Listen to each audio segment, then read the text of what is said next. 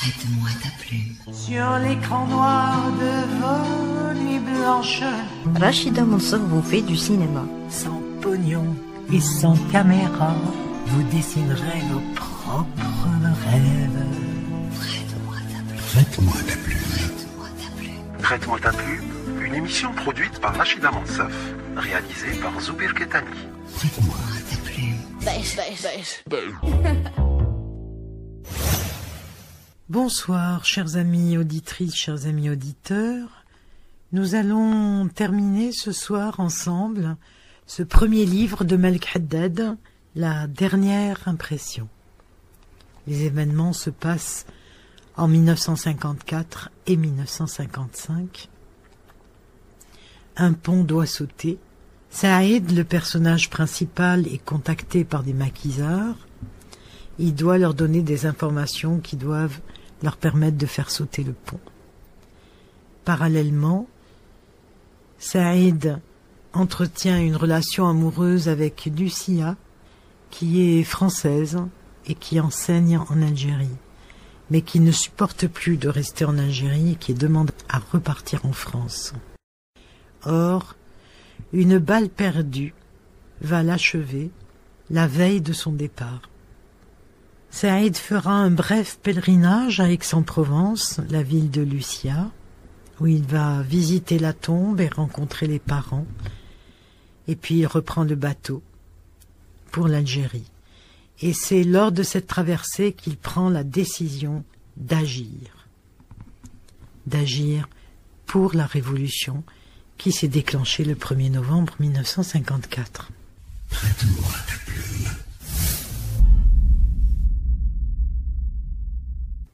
Le même soir, le couvre-feu venait à peine de sonner que la famille Belhassan entendit montant du jardin un choc lourd, pareil au bruit d'une chute. Une éternité silencieuse s'écoula. Saïd alla vers la porte-fenêtre.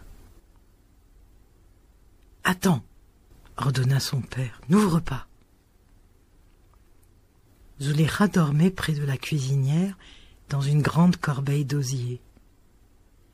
Cette corbeille avait servi de berceau à 2 générations de Belhassan.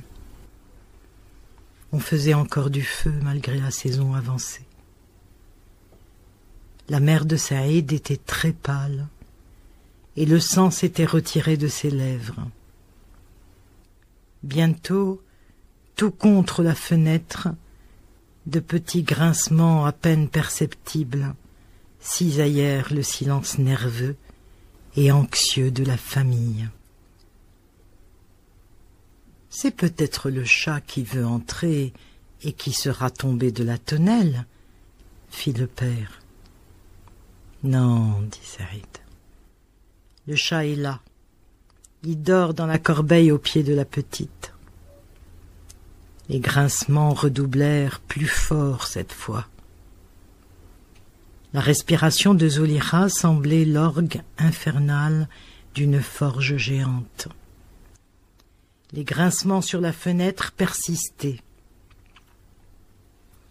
Saïd ouvrit d'abord la porte vitrée qui gémit, ce qui réveilla la petite.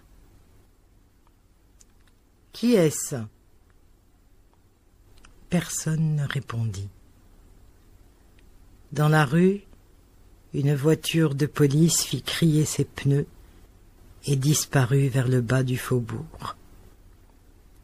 Ah, ces coups de frein et ces pneus qui se plaignent.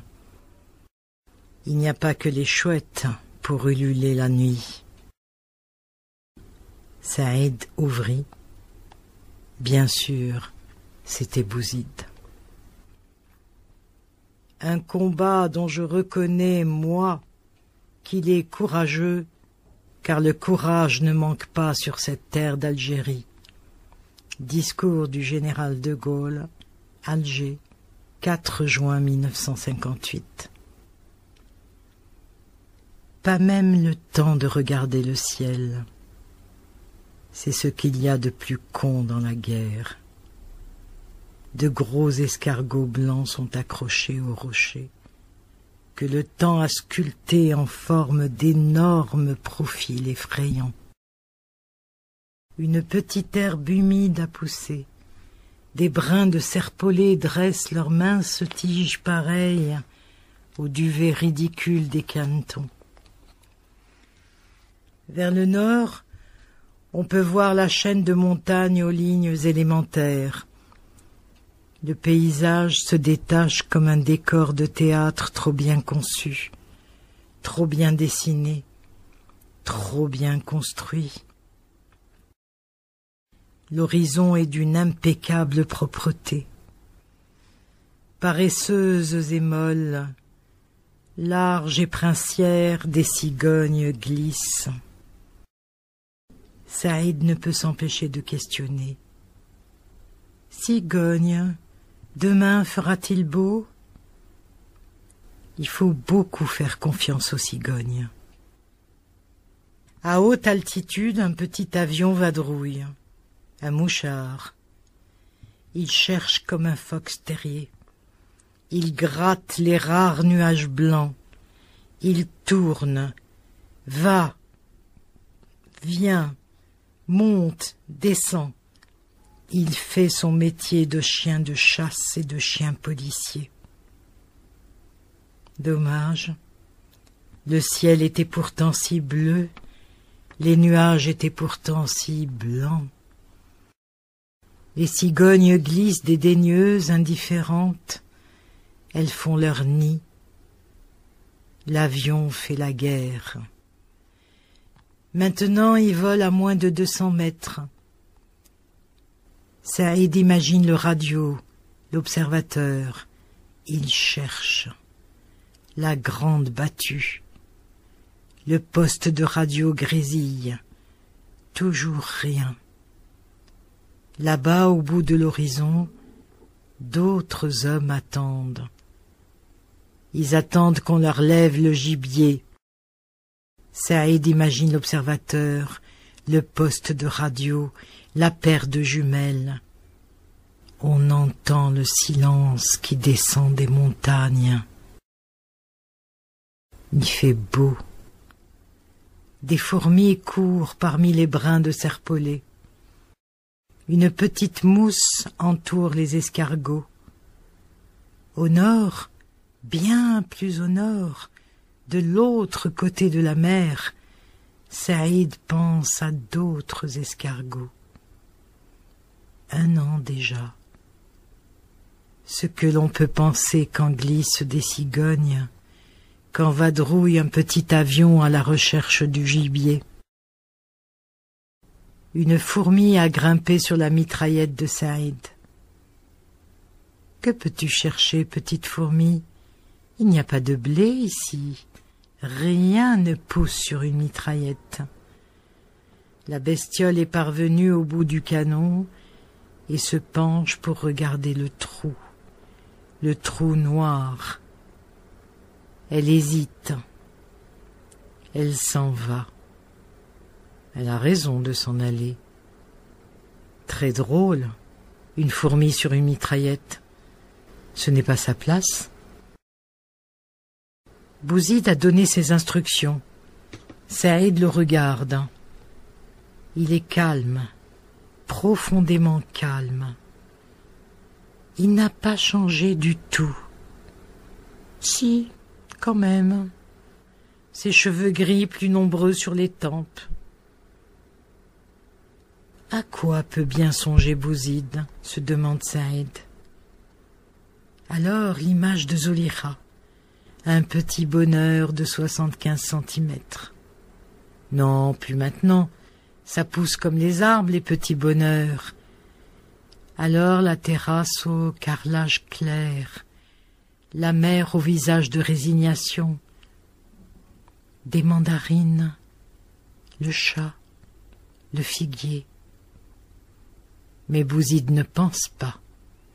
Il a donné ses instructions. Maintenant il attend.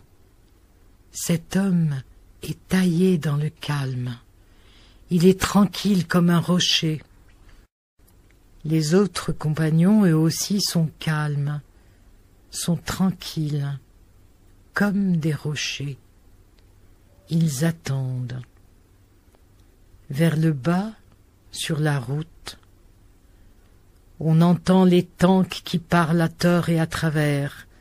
Ils tirent au hasard, sans conviction. L'avion n'a encore rien vu, n'a pas encore levé le gibier. Les jumelles doivent chercher. Le poste de radio doit s'impatienter. Un monticule sur la droite s'est envolé. L'obus a tout semé dans le ciel. Heureusement, il n'y avait personne. On attend. L'avion vole plus bas. Derrière d'autres rochers, d'autres hommes attendent. Il se peut qu'un Saïd qui s'appellerait Jacques ou Lucien regarde au même instant un brin de serpolet, un escargot, une fourmi. On attend. L'avion vole plus bas.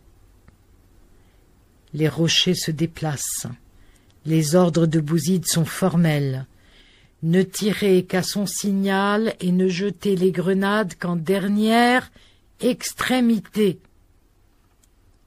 L'avion vole plus bas. Les jumelles cherchent.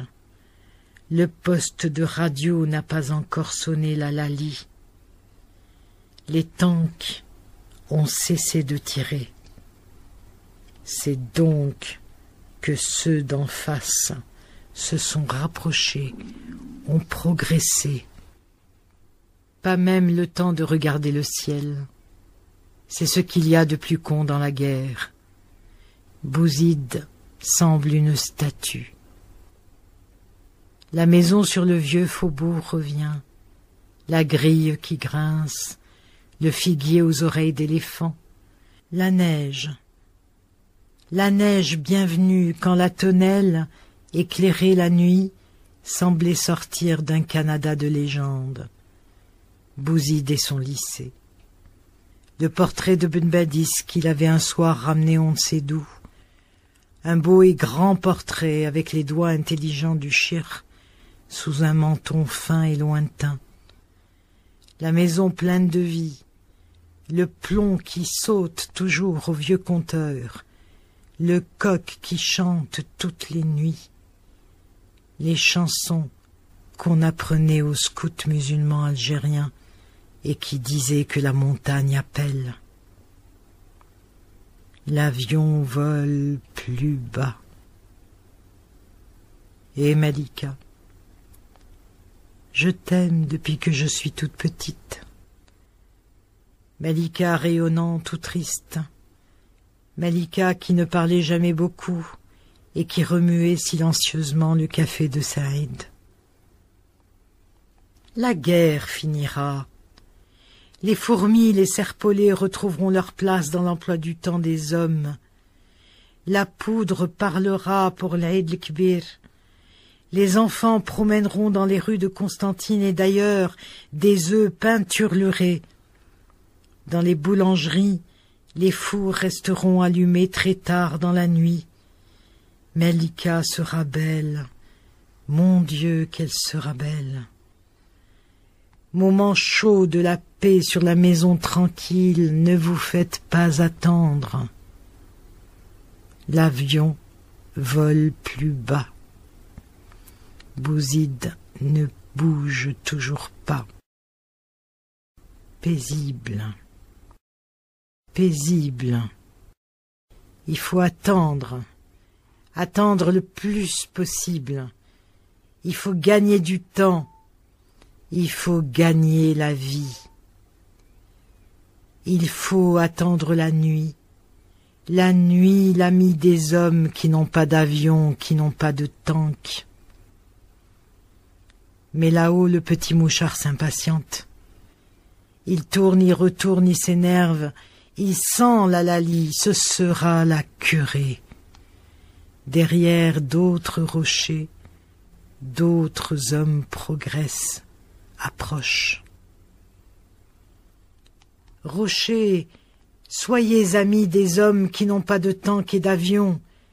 Ô nuit, ne tarde pas, Ils n'ont l'air de rien, ces mots, ces petits mots.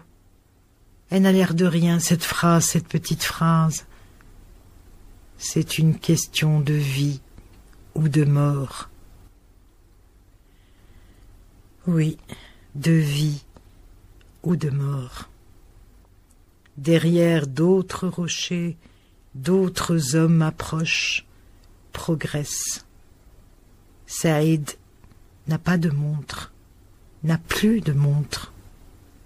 Il peut être 4 heures ou 5 heures de l'après-midi.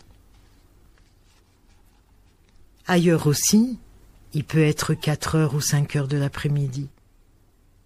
Et dans une ville ou un village d'ailleurs, c'est l'instant mélancolique et charmant. Gisèle dans sa robe est belle. Oh là là, qu'elle est belle. Gisèle ou Marjolaine.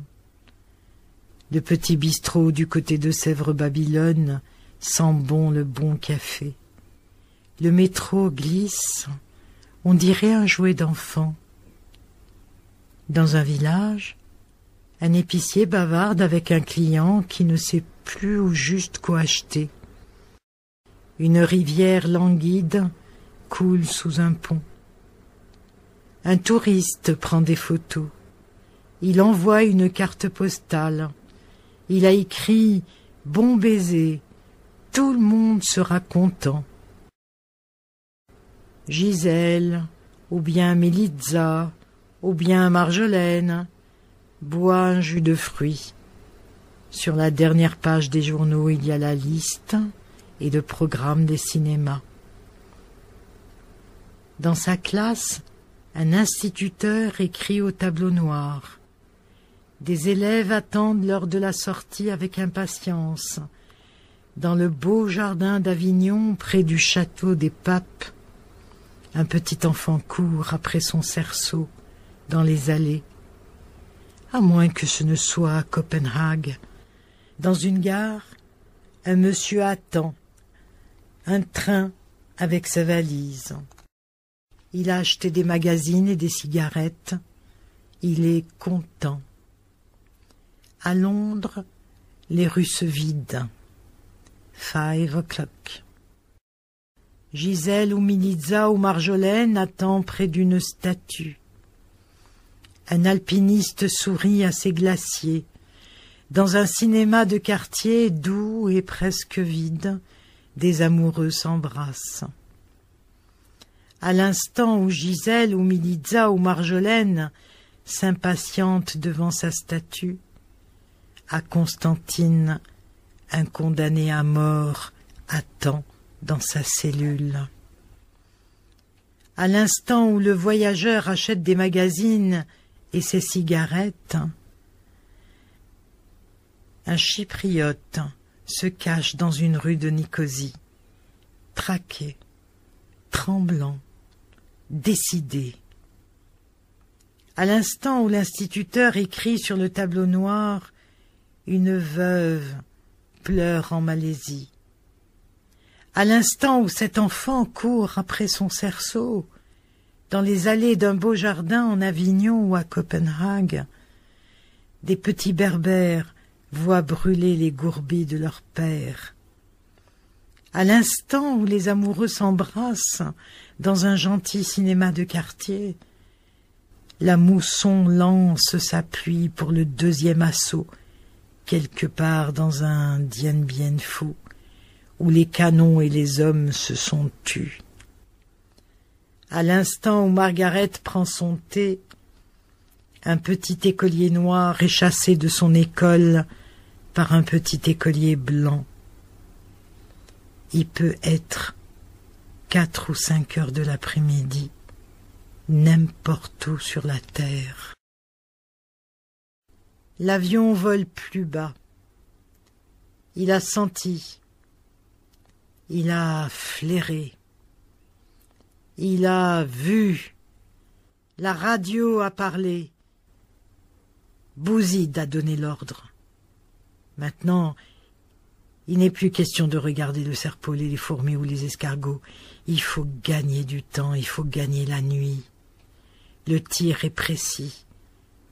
Les autres hommes reculent légèrement. Bouzid est toujours calme. Il fait la guerre comme on observe, comme on étudie. Les hommes serrent les dents. Les yeux sont durs, infiniment intelligents, infiniment attentifs. Les nuages deviennent plus nombreux. Le jour bleuit. Mais la nuit ne veut pas tomber. Le rideau ne veut pas tomber. Le spectacle ne fait que commencer. Mais la radio a parlé à ces hommes qui ont des tanks et des avions. La radio a alerté d'autres radios.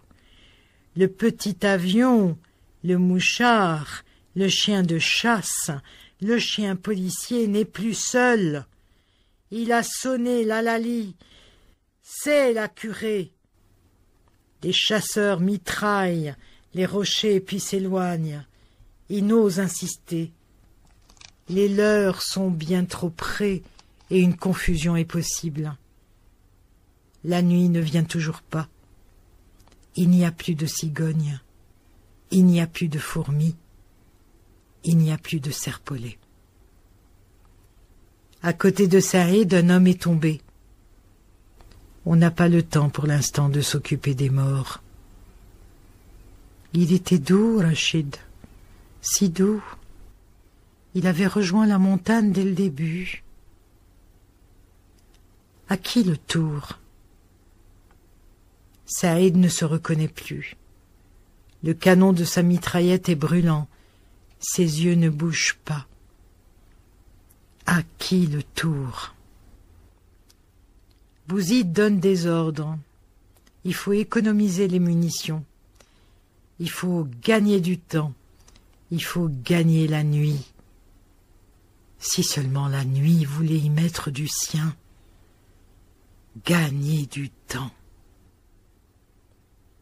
Le hasard d'un mouvement a placé Saïd à côté de son frère. Les deux hommes se regardent, ne se parlent pas. Ils n'ont pas le temps de se parler. Ce ne sont plus deux frères, ce sont deux hommes, deux soldats, deux Algériens qui économisent leurs munitions, qui attendent la nuit. « Couche-toi » hurle Bouzid. Il était temps. Un obus, ça ne plaisante pas. Brahim est tombé à son tour. À son tour, là-bas, un infirmier, un gosse encore. C'est vrai, on peut être un homme à n'importe quel âge. Les avions sont revenus. Il faut atteindre la grotte, coûte que coûte. C'est une question de vie ou de mort. On emporte les blessés, les cadavres. On respire un moment. Mais l'avion, le petit avion, le mouchard, le chien de chasse, le chien policier... Mais l'avion a vu, a tout vu. Et sa radio a parlé à d'autres radios. Et l'artillerie lourde entre dans la danse. Il faut quitter la grotte, coûte que coûte. C'est une question de vie ou de mort. Il suffit d'une seconde, une seule petite seconde, pour devenir un héros. Tout à l'heure encore, il y a un instant, on n'était qu'un homme, un simple homme comme vous et moi. Que dirait Malika si elle me voyait? Et ma mère qui sait que je n'aime pas le bruit? Les canons se sont tus. Se doutait-il que Saïd pensait à Malika et à sa mère? Ont-ils observé la trêve de l'amour? Je t'aime depuis que je suis toute petite, avec des mots qu'on sentait trébuchants. Depuis que je suis toute petite. Après la guerre reviendront les chansons. Après la guerre, il fera beau. Moment chaud de la paix sur la maison tranquille. Il fera beau, je vous dis. Les cigognes l'ont affirmé. Elles ne se trompent jamais. Que se passe-t-il en face? Tout est silencieux. Le soir est venu, mais la nuit s'attarde en chemin. Il fait encore très clair. Pas moyen de décrocher. Bouzid scrute l'horizon à la jumelle. C'est incroyable ce qu'il est grand. Jamais Saïd ne l'avait vu si grand. Il portait sur son blouson kaki, enroulé autour de son cou, une écharpe que Saïd lui connaissait bien. Une écharpe. Moment chaud de la paix sur la maison tranquille. C'était la mère qui l'avait tricotée. Une maille à l'endroit, une maille à l'envers. Le tic-tac sempiternel du réveil sur le buffet de la cuisine. Une maille à l'endroit, une maille à l'envers. Le père revient de la ville. Le soir, la grille a grincé. Il distribue aux gosses des cornets de pois chiches et des caramels. Mahdija partait dès qu'elle voyait M. Belhassan, une pudeur de femme arabe. Quoi de neuf en ville? Une maille à l'endroit, une maille à l'envers. En rampant, Saïd s'est approché à nouveau de son frère. « Relève le col de ton blouson, ton écharpe se voit. » Bouzid relève le col de son blouson. Un silence entoure la montagne, les rochers et les hommes, comme une écharpe. Derrière, vers la crête, au-dessus de la grotte, le repli commence à s'effectuer. On a emporté les morts et les blessés, sauf Jamel. Il n'a pas voulu se laisser évacuer. Des yeux bleus de chérubin, des joues roses de jeune fille. Il faisait une licence d'histoire à Paris. Toujours correct, Jamel. Un petit professeur d'opérette a tourné la tête aux collégiennes. Un sourire charmant, un sourire désarmant. Quand il parlait, ses lèvres un peu fortes, charnues, bien dessinées, hésitaient. Cet homme avait toujours peur de se tromper en parlant. Heureux ceux qui n'hésitent pas, qui disent d'un trait ce qu'ils croient la vérité. Jamel sentait encore le quartier latin. On l'imaginait aisément prenant un café crème en lisant un journal. Il était pourtant aussi à l'aise ici, parmi ces hommes et ces rochers, qu'en remontant la rue de Médicis. Un petit professeur d'opérette a tourné la tête aux collégiennes. Un jour, il avait décidé de rentrer. Il avait dit au revoir à ses amis. Il avait abandonné la rue de Médicis, de Café Crème et la Sorbonne. On ne peut pas à la fois étudier l'histoire et la vivre. Il avait pris ses inscriptions dans le maquis, et il était parti, avec ses cours, ses notes, ses yeux bleus, ses joues roses. Comme ça, comme un grand, comme un vrai, comme un homme. Ce silence s'inquiète Bouzid. Ses jumelles cherchent sur la terre, cherchent dans le ciel.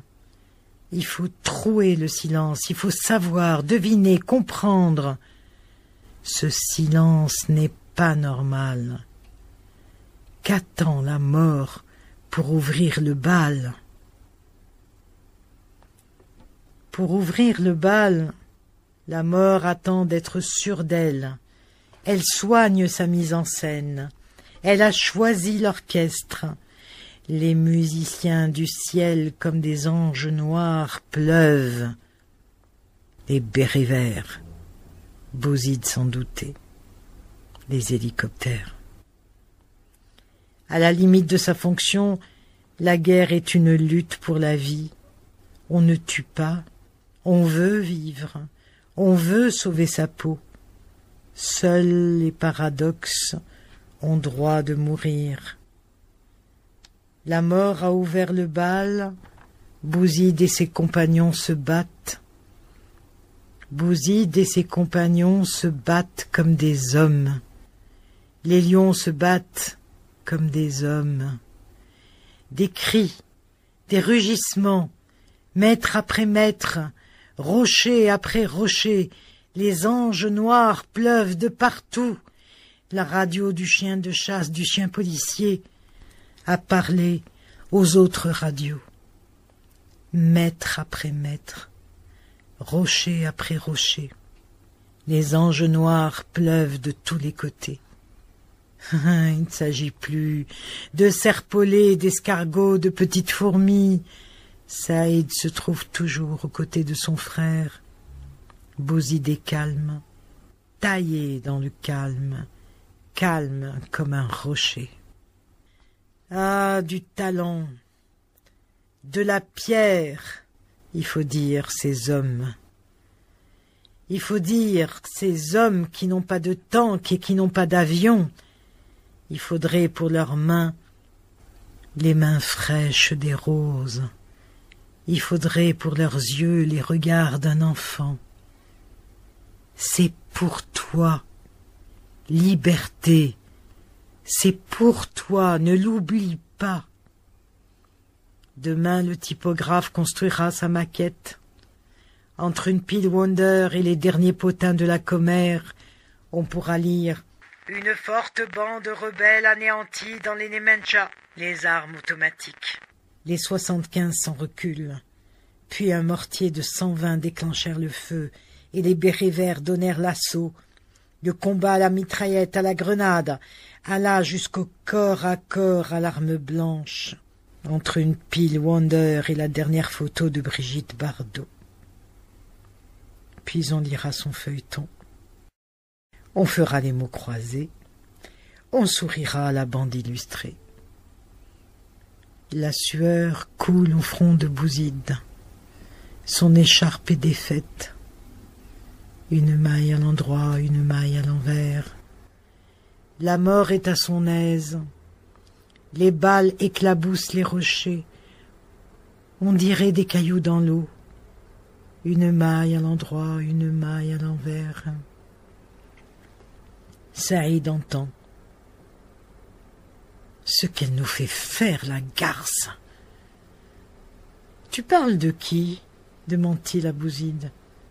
De la liberté. Le reste s'envole avec les balles. Ce qu'elle nous fait faire. Oui, ce qu'elle nous fait faire. Jamel, le petit professeur, est mort, avec ses yeux bleus, ses joues roses de jeune fille, de petit professeur d'histoire. Plus d'opérette, plus de café-crème, plus de rue de Médicis, plus rien. Un peu de sang qui coule des lèvres, ces lèvres qui hésitaient toujours avant de parler. Ce qu'elle nous fait faire. Une maille à l'endroit, une maille à l'envers. Les hommes hurlent, la nuit se décide à venir, sans trop se presser, la vicieuse. Il ne fallait lancer des grenades qu'au dernier moment. Bouzid en donne l'ordre. Un répit. On en profite pour s'éloigner. Les avions et les hélicoptères sont partis. Ce qu'elle nous fait faire, la garce. Bouzid regarde son frère et lui sourit. Un de ces sourires qui veulent dire « Je suis là, c'est tout. Simplement, je suis là. » Une maille à l'endroit, une maille à l'envers. On entend les hommes, on entend les tanks.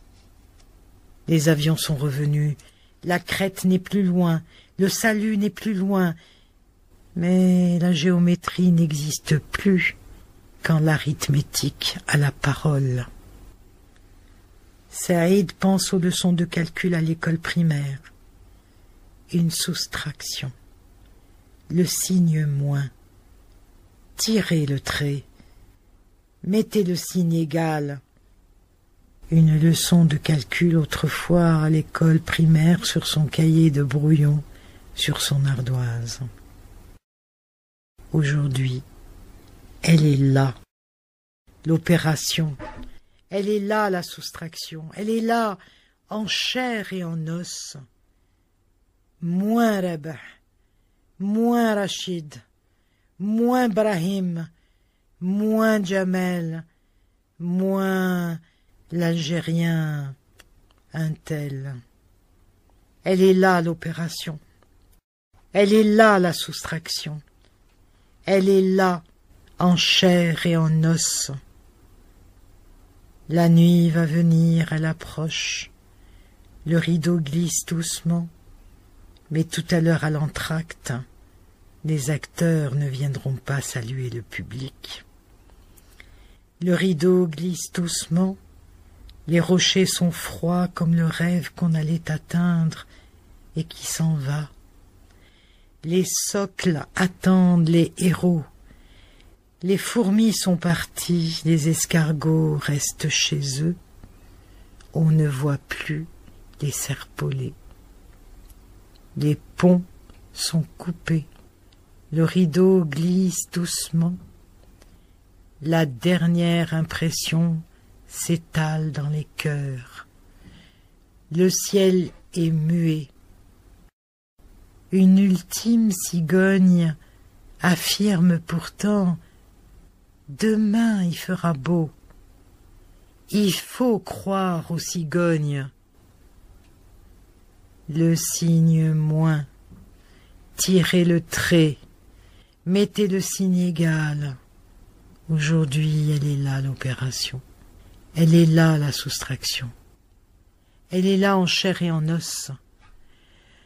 Moins Brahim, moins Rabah, moins Mohamed, moins l'Eid, moins Rachid, moins Jamel, moins l'Algérien un tel. Puis, moins Saïd. Bouzid a détaché l'écharpe de son cou. Bouzid a recouvert le visage de son frère. Une maille à l'endroit, une maille à l'envers. Prête-moi ta plume.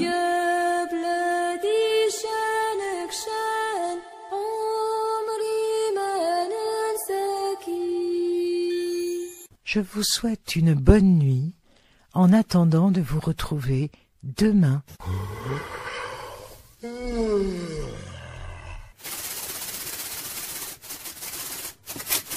Rachida Monsef, prête-moi ta plume. Texte choisi et lu par Rachida Monsef. Prête-moi ta plume, émission réalisée par Zoubir Ketani.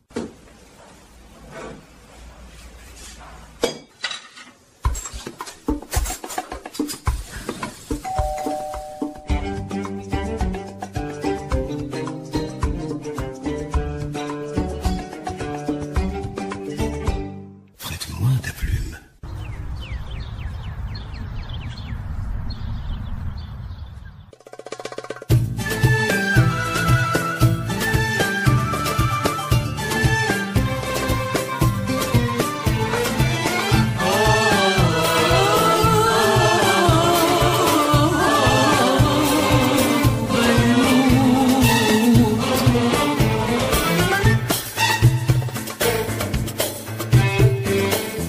من واقع نصفها البادي ومن حلم أجواؤها مثلما الفردوس مثلها عصية لا توالي القهر بدلها ولا الدمار ولا العدوان ذللها يا بنت 7000 وما برحت صبية تشتهي الدنيا مقابلها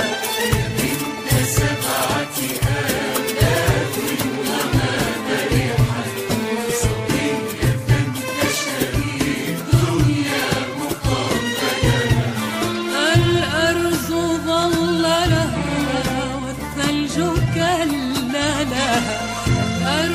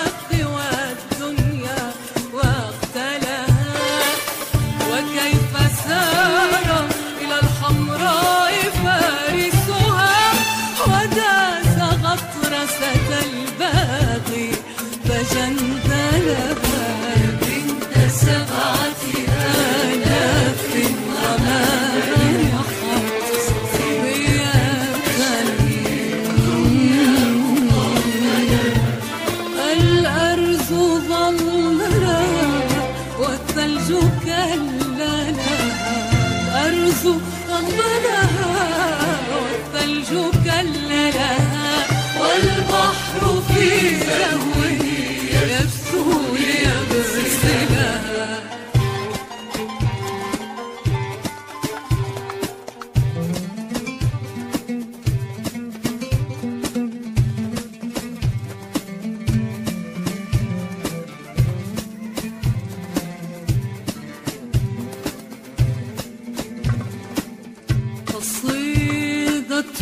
أنت يا بيروت مبهمة ما قالها شاعر لكن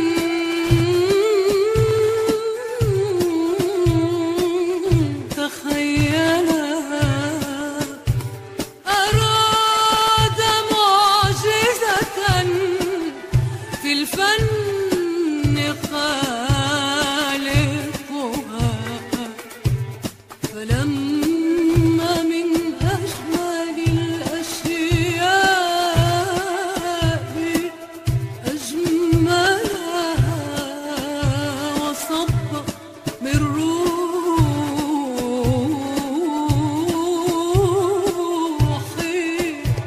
في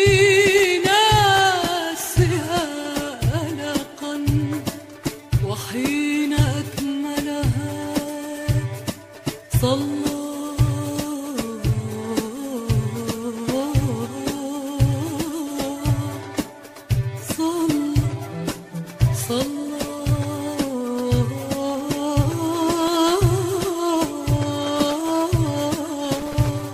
وحين أكملها صلى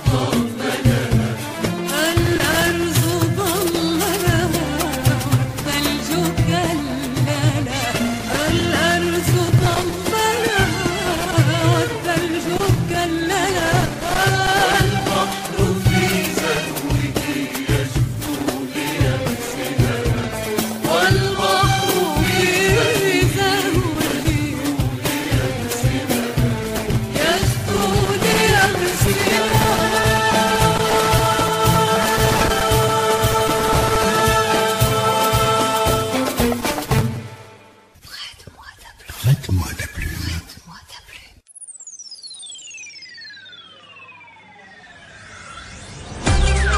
Bienvenue, restaurant Diar. Ici c'est la spécialité turque, les kebabs. Bien, asseyez-vous tranquille. Je vous apporte un thé en attendant, il n'y a pas de problème mon frère. Allez Kardash, bien, kebab, il y a des kebabs ici. Toute la journée, j'ai fait du kebab, salade, tomate. Oui, c'est mon taf. Derrière le comptoir, je prépare le pain, je le caresse de mes deux mains.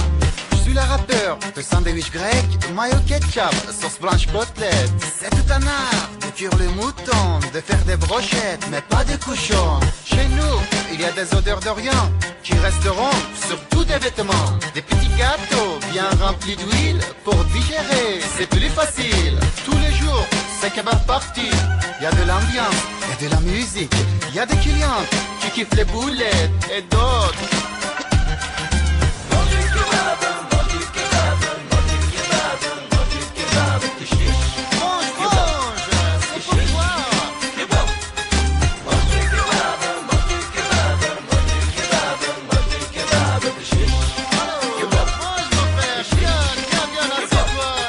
On a la classe en chemisette, aussi sexy qu'un Shipping Days. On tourne la broche, qu'est-ce qu'on transpire. Les filles aiment ça, on les attire. Moi je veux le rêve américain, faire du kebab pour les ricains. Avoir une chaîne de restaurants et mon nom en lettres d'argent. En attendant, il faut que j'explique la cuisine et toute la boutique. Le fond de la cuve, ou bien les frites et les jolies nappes en plastique.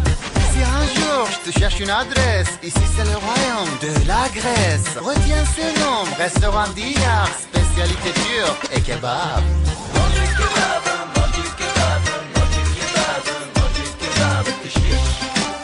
Alors viens, asseyez-vous. Avec un kebab, mon frère. Je te jure, t'es jamais malade, hein? Jamais.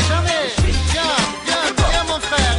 Hadi be, beni bekletme. İşim var, gücüm var, beni deli etme. Ne duruyorsun? O elindeki paket ne? Yeah.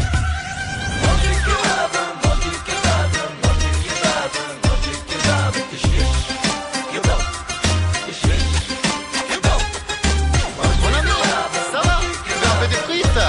Salade tomate oignon? Sauce blanche? Ketchup? D'accord, assieds-toi tranquille. J'arrive tout de suite.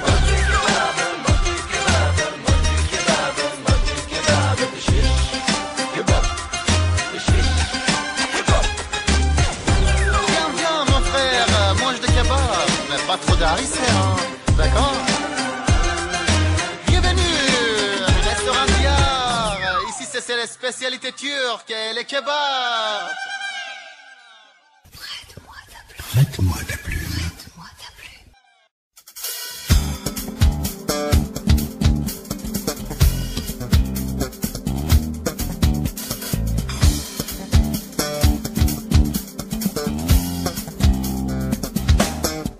عينك ميزانك ما تعطيش لشي حد اللي ما يستاهل أعطيه على حسابه. عينك ميزانك ما تعطيش لشي حد اللي ما يستاهل أعطيه على حسابه.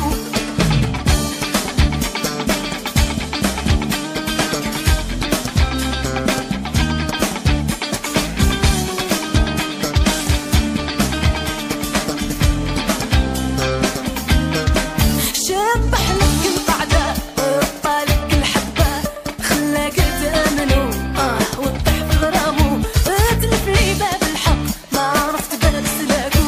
بقيت حزين في شباكه الله يعطيها على حسابه. عينك ميزانك ما تعطيش لشي حد اللي ما يستاهل أعطيه على حسابه. عينك ميزانك ما تعطيش لشي حد اللي ما يستاهل أعطيه على حسابه.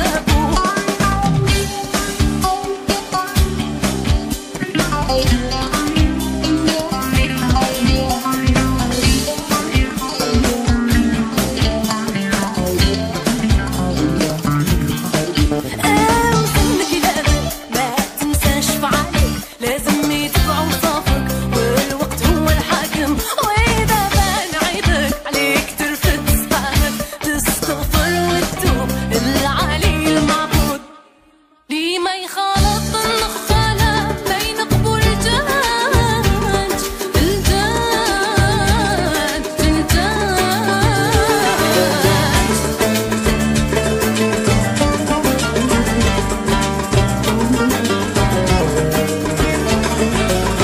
لي تربيته من الصلاة راه عنده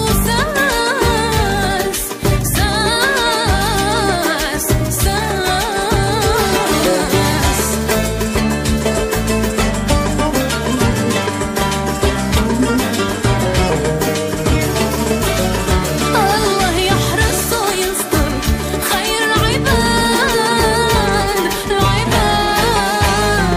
العباد.